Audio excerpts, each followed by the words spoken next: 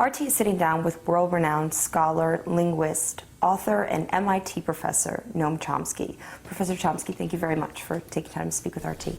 Glad to be with you. The first issue I want to speak with you about is the recent clashes that have taken place on Wall Street between Americans who are turning out to demonstrate and police officers. From what I read, you recently sent a message to support the activists of this group called Occupy Wall Street. You've called them courageous and honorable. Can you talk to me about your take on Occupy Wall Street? Well, Wall Street was just a shorthand for the financial institutions. The banks are bigger and richer than before.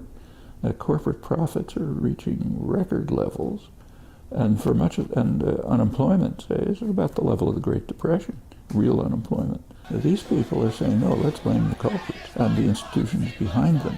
So fiscal policies like taxation, rules of corporate governance, deregulation, and so on. It does set in motion a vicious cycle which is getting worse and worse in New York. So walk down the streets and you can see it. Very serious poverty. On the other hand, phenomenal wealth, right side by side. Very much like a third world country. It's what you see if you go to sub-Saharan Africa. Meanwhile, infrastructure is collapsing, schools are collapsing, and all of that increases the, it keeps the cycle going and in fact rising. Well, it's about time for some protest. What may be new in the coming year for the 2012 election is that many, including yourself, have speculated and assumed that the campaign spending for the U.S. election in 2012 will exceed $1 billion for each candidate. That is a massive amount. It'll probably be much bigger than that. And where does that come from? Well, basically a lot of it comes from financial institutions. In fact, if you look at the 2008 election, what swung Obama, what gave him the election, was primarily financial institution contributions. They preferred him to McCain. They expected to be paid back, and they were. And the next one will be even worse. Incidentally, that's only a part of it. In parliamentary systems, including our own up till maybe 20 years ago, positions of influence in a functioning parliamentary system, let's say a chair of a committee, comes from, principle at least, from experience, seniority, legislative contributions, and so on. That's gone. Now they're bought. If you want to become chair of a committee in the House or the Senate, you have to pay off the party. You have to pay for it. Where do you get the money to pay for it? Same pockets. So provides even more influence to the already overwhelming influence of concentrated capital. So it's harder and harder to distinguish between the elected officials and economic concentration. It never was easy to distinguish, I should say. This is not something novel, but now it's reaching an extreme level. Well, what's left of America's democratic system if this is the process that has been cemented in place? I mean, what is really left if from every angle there's these financial influences? Well, just take a look at public opinion. They'll tell you about 2/3 of the public thinks that the entire Congress ought to be thrown out. But that doesn't mean that it's going to happen. No, but it means that the system isn't working, and the public knows it. The popularity of favorability rating for Congress is in single digits. President not much higher, and the same runs across all other institutions. It's a very widespread sense that everything is going wrong. That tells you the democratic system is just not functioning. Now, in fact, I don't want to suggest that this is totally new. So you go back a century, and you can still predict throughout all this period pretty well the outcome of elections by campaign funding. But there are degrees, and now it's gotten extreme.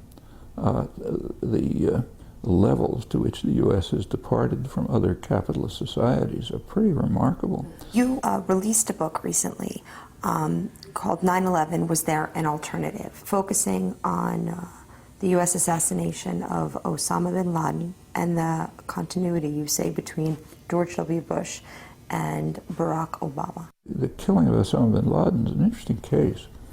It was done in such a way as to infuriate the Pakistanis, which is extremely dangerous. It's the most dangerous country in the world. I can go into it.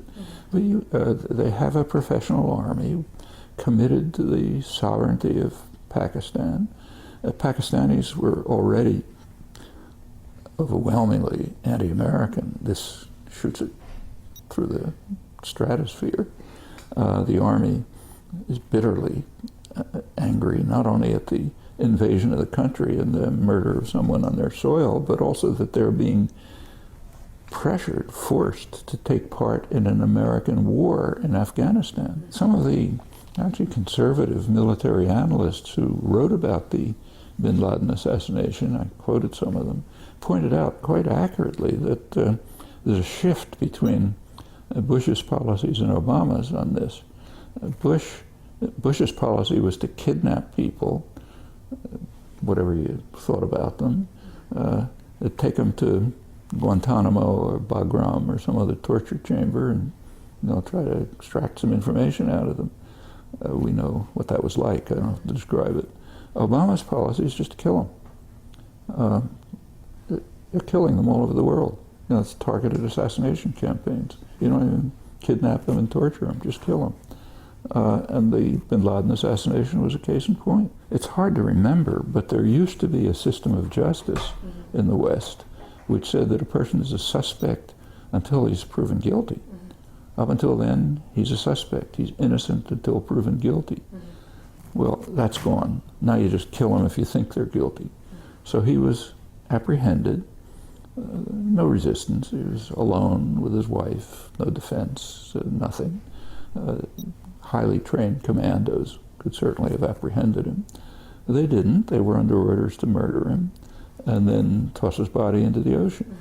Acts that are almost designed in such a way as to increase anger and hatred throughout the Muslim world. In fact, among anybody who's got their eyes open. You talk about the Obama administration and how the U.S. actions right now could be infuriating the Muslim world, the Arab world. The Obama administration has supported the Tunisians, has supported the Egyptians, has supported the Libyans in the so-called Arab Spring.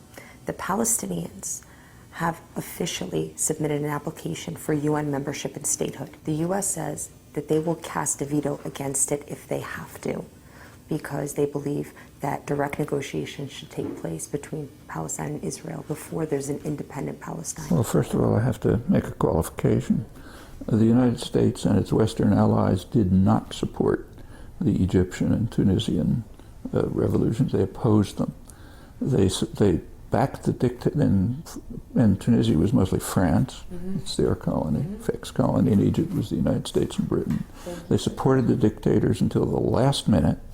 And when the army turned against them and it was no longer possible to support them, then they said, okay, democracy is wonderful. And then they moved to try to ensure that the regimes would stay pretty much as they were. And so it's a very old pattern. But putting that aside, it's true that the United States announced that it would cast a veto. For about 35 years, the United States and Israel have been rejecting a political settlement that is supported by virtually the entire world. The Arab League, the Organization of Islamic States, which includes Iran, Hamas supports it. Almost no relevant party disagrees with it, except that the United States and Israel won't let it happen. How about the fact that Egypt right now and Turkey have really severed their relations with Israel? See, that's an effect of the Arab Spring. What's happened, there are changes in the world. What's happening is Israel's getting far more isolated, meaning the U.S. is getting far more isolated.